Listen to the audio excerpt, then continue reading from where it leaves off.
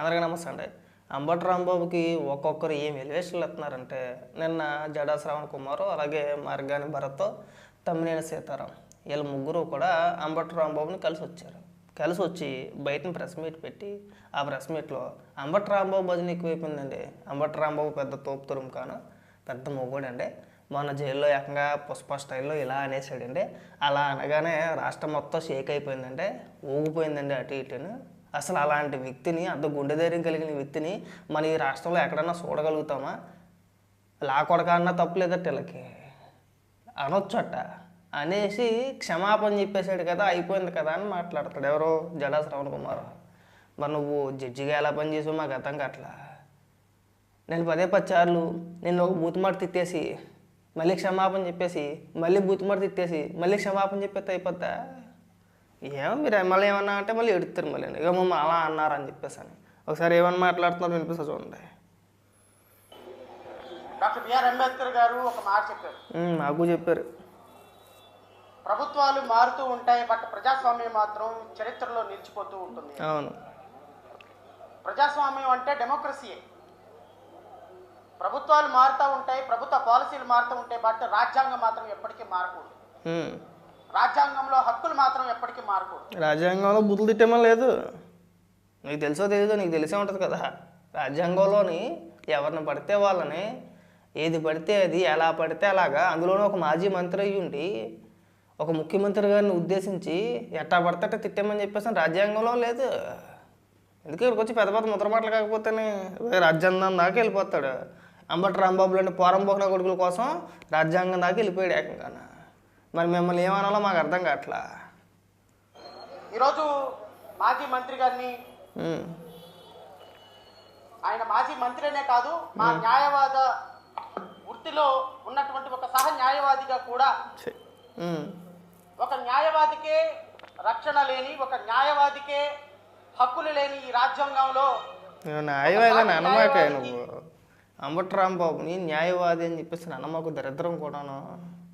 ఆ పేరుకున్న పరువు పోతుంది. ఎవడన్నా అంటాడండి ఆ రోతగాని తీసుకొచ్చి మా న్యాయవాది అంటే సిగ్గనిపించట్లా, కాస్త సిగ్గనిపించట్లా. ఏమో నువ్వు మళ్ళీ ఈ గురించి మాట్లాడితే ఎడుతావు అంతే తేడా. ఒక అన్యాయం జరిగినప్పుడు న్యాయవాదులుగా, ప్రజాస్వామ్యవాదులుగా, రాజకీయ పార్టీలుగా ఖచ్చితంగా వారికి బాసటగా నిలబడాల్సిన సందర్భం ఉంది. కాబట్టి ఈరోజు నేను అంబటి రాంబాబు గారిని కలిశాను. ఆయన చూసిన తర్వాత నాకు అనిపించింది, జైల్లో ఉంటే కూడా ఎలా ఉంటారా. నిన్న వ్యాన్లో నుంచి తీసుకొచ్చేటప్పుడు పుష్ప సీన్లో డైలాగ్ లాగా ఇలాగ అన్న సందర్భంలో అలాగే ఇక్కడ కూడా ఉన్నాడా అని నాకు ఆలోచన వచ్చి, అనుమానం వచ్చింది. మంచిది. ఆయన అంటాడు, సార్ చెయ్యని తప్పుకి ఒక 70 సంవత్సరాల వ్యక్తిని కొన్ని వేల మంది వచ్చి నా మీద పడి పోలీసులు నన్ను ముందుకు వెళ్ళనీకపోతుంటే, దాడి చేస్తుంటే ఆ విషయంలో నేను ఒక మాట అన్నా. నీకు సిగ్గులేదు, ఆడికి సిగ్గులేదు. ఇలా వక్రీకరించి చెప్పడానికి నీకు అంత వయసు వచ్చింది, పైగా న్యాయవాదిని చెప్పు తిరుగుతావు, ఆ కోట్ వేసుకుని తిరుగుతావు అంటావు. అలా చెప్పడానికి నీకు సిగ్గులేదు, అంబటి రాంబాబుకి సిగ్గులేదు. 100 మంది 1000 మంది అంబటి రాంబాబు కారు మీద పడిపోయారా, దాడి చేసేసారా. దాడి చేస్తే ఆవేశంతో ఒక మాట అనేసాడా. కళ్ళు ఎట్టుకుని ఆ వీడియోలు చూస్తే చాలా స్పష్టంగా కనబడుతుంది. అంబటి రాంబాబే అర్థం దింపి తల బయటికి పెట్టి కావాలని ఉద్దేశపూర్వకంగా చంద్రబాబు నాయుడు గారిని ఉద్దేశించి పచ్చి బూతులు మాట్లాడుతుంటే, పైగా నువ్వు సిగ్గు లేకుండా ఇక్కడికి వచ్చి అంబటి రాంబాబు చెప్పిన పురాణాలంతా ఇక్కడ తీసుకొచ్చి కావాలని చెప్పేసి అన్నారా. ఇలాగే చేసావా? న్యాయవాదిగా నువ్వు ఇలాగే వాదించేస్తున్నావా? జడ్జిగా నువ్వు ఇలాగే తీర్పులు ఇచ్చేసావా? ఇది ఈ తెలివితేటలతోటి.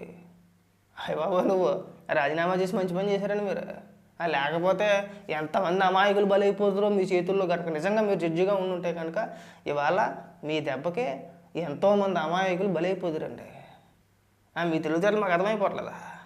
మాట్లాడండి. మాటకి కూడా నేను తప్పుగా మాట్లాడాను, అది ఉద్దేశపూర్వకంగా అన్న మాట కాదు అన్న తర్వాత కూడా రాష్ట్ర వ్యాప్తంగా 53 కేసులు నా మీద పెడితే నేను తప్పు చేసినట్టే అని ఒక ప్రశ్న అడిగాను. తప్పు చేసినట్టే, అలా నేను కూడా క్షమాపణ చెప్పేస్తాను. ప్రతి సందర్భంలోని కూడా ఆవేశంతో పొరపాటున ఒక మాట పక్కన బూతులు తిట్టేసి మళ్ళీ క్షమాపణ చెప్పేసి మళ్ళీ తిట్టేసి మళ్ళీ క్షమాపణ చెప్పేసి అలా రోజు చేస్తూ ఉంటే ఎన్నాళ్ళ పడి చూడాలి? 19 నుంచి 24 వరకు అదే భాష. ఓడిపోయిన తర్వాత మారారా అంటే లేదు. ఒక సంవత్సరం పాటు కాస్త సైలెంట్గా ఉన్నారు. సంవత్సరం తర్వాత మళ్ళీ బూతులు లంకించుకున్నారు, మళ్ళీ మొదలెట్టారు. మళ్ళీ బూతులు తిట్టడం ఎక్కువైపోయింది ఈ మధ్యకాలంలో. ఏం చేయాలి? ఒకసారి లోపలేస్తూ ఉంటే అంటే లోపలెత్తే లైన్ అయిపోతారు, సెట్ అయిపోతారు. పోసానికి ఇష్టం వల్ల సెట్ అవ్వలేదా? కొడాలి నాని సైలెంట్గా ఉన్నాడు, ఆల్మోస్ట్ సెట్ అయినట్టే. వల్లభనేని వంశీ ఏమయ్యాడు? సెట్ అయినట్టే కదా. ఇంకా చాలామంది పోరంబొగ్గలు ఉండేవారు, వాళ్ళందరూ కూడా ఒక లైన్లోకి వచ్చేసారు కదా. అంబటి రాంబాబు కూడా అలా దారిలోకి వస్తాడు.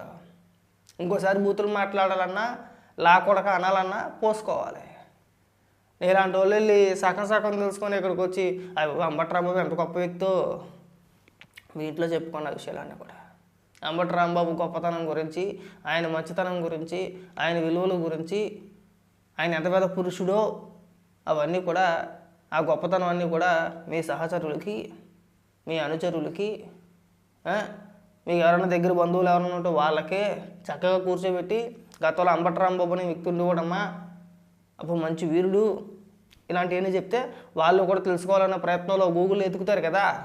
అవి ఎతికినప్పుడు మొత్తం తెలుస్తుంది. నువ్వు గొప్పోడువో, నువ్వు చెప్పినోడు గొప్పోడో అని తెలుస్తాయి. ఎందుకు వచ్చిన మాట్లాడి ఇవన్నీ? సిగ్గు సెరవు లేకపోతే సరే మీకు. రాష్ట్ర వ్యాప్తంగా 53 కేసుల్లో సక్సెస్ఫుల్ గా బెయిల్ తీసుకొని బయటకు వస్తుంటే 2023లో ఇంకో కేసు పెట్టి మళ్ళీ లోపల పెట్టడం ప్రజాస్వామ్యం సార్ అని అడిగి, ఒక న్యాయవాదికే ఇలాంటి పరిస్థితి ఉంటే ఒక మాజీ మంత్రి గారికి ఇలాంటి పరిస్థితి ఉంటే, మాజీ మంత్రి అయితే ఏంటి, సామాన్యుడైతే ఏంటి, ఎవడైతే ఏంటి? మాజీ మంత్రికి ఏమి సపరేట్గా రాజ్యాంగం ఏమి రాయలా. మాజీ మంత్రికి ఒక రాజ్యాంగం, సామాన్యుడికి ఒక రాజ్యాంగం లేదు. ఇద్దరికీ ఒకటే, ఎవడైనా ఒకటే. ముఖ్యమంత్రిని ఉద్దేశించి అంత పెద్ద మాట అంటే సిగ్గు లేకుండా అంబటి రాంబాబు పరిస్థితి ఎలాగుంటే సామాన్యుడి పరిస్థితి ఏంటో అదే మాట. నువ్వన్నా అదే ట్రీట్మెంట్ ఉంటుంది, సామాన్యుడన్నా అదే ట్రీట్మెంట్ ఉంటుంది. ఇద్దరికీ పెద్ద తేడా ఏమి ఉండదు. మాజీ మంత్రితో 2 కొమ్ములు వచ్చినాయా? లేదంటే నీలాంటి వాళ్ళు వాళ్ళకి వెళ్ళిపోతే కనుక ఇవ్వబోదు నిజం అయిపోద్దా? మీరు చెప్పినంత నిజం అయిపోద్దా? ఏం మనుషులండి మీరు అసలు?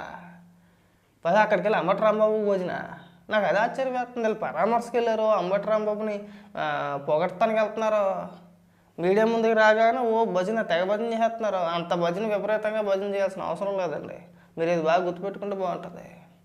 అంబటి రాంబాబు మాట్లాడిన మాటలు రాష్ట్ర ప్రజలంతా విన్నారు. ఎవరో కూడా అంబటి రాంబాబు పైన ఇంటి మీద దాడి చేశారనో, లేదంటే అంబటి రాంబాబుని అరెస్ట్ చేసి జైల్లో వేసారనో ఎవరు కూడా అంబటి రాంబాబుకి మద్దతుగా సానుభూతి తెలపట్లేదు. అది మీరు తెలుసుకోవాలి. మీరే గిలగిలాడిపోతున్నారు. అంబటి రాంబాబుని లోపల వేసారని చెప్పేసాను, కానీ ప్రజల్లో ఎక్కడా కూడా అంబటి రాంబాబు మీద సానుభూతి లేదండి. ఎత్తే వేసేలే మంచి పని చేశారు, లేకపోతే వాళ్ళకి ఇదే పోయే కాలం అయిపోయింది.